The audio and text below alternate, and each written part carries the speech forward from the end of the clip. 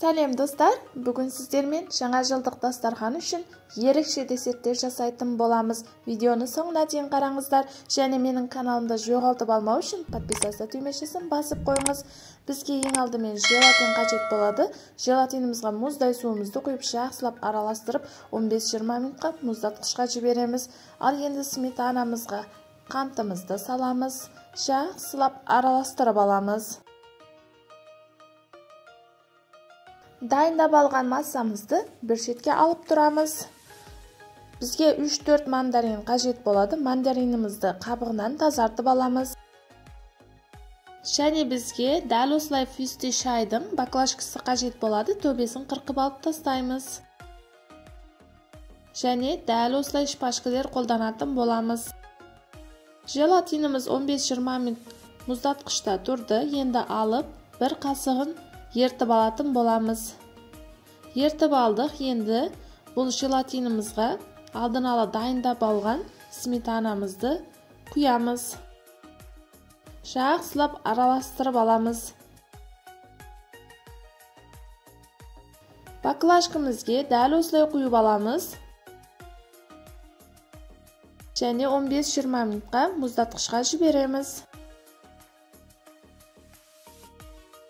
Бізде 15-20 минут өтті. Көріп тұрғаныңыздай біздің массамыз қатты. Ал енді мандариндерімізді шпажкамызға кіргіземіз. Кіргізіп дайындап алған мандариндерімізді енді баклажкаға жайғастыратын боламыз.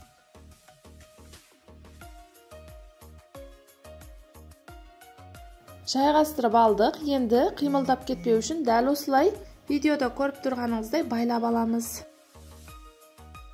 Енді жаңағы қалған желатиндерімізді мұздатқыштан аламыз. Бұл желатиндерді сіздер водяной баняда немесе микротолқынды пеште ертіп аласыздар. Ертіп алған желатиндерімізді дайындап алған сметанамызға қосып араластырып отырамыз. Ал енді дәл осылай баклажкамызға өте ақырындап құйып алатын боламыз. Жақсылап құйып алдық. Енді бір түнге мұздатқышқа жібереміз. Қаласаңыздар тоңазытқышқа жіберсеңіздер де болады.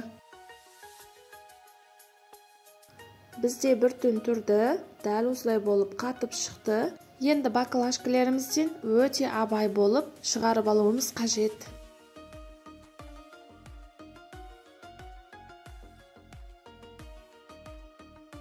Қайшымен кесіп алып, дәл осылай жыртып алсаңыздар болады. Менде кішкене бүлініп қалды.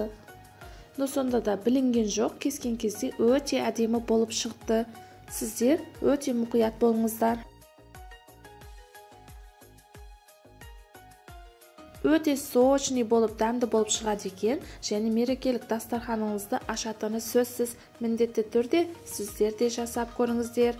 Сіздерге осы видеом ұнаған болса, менің каналыма жазылып, лайк басып, комментария жазуды ұмытпаңыздар. Менің жаңадан шығатын видеоларым сіздің телефоныңызға SMS болып барып тұру үшін міндетті түрде қоңырауша түймешесін басып қойыңыздар.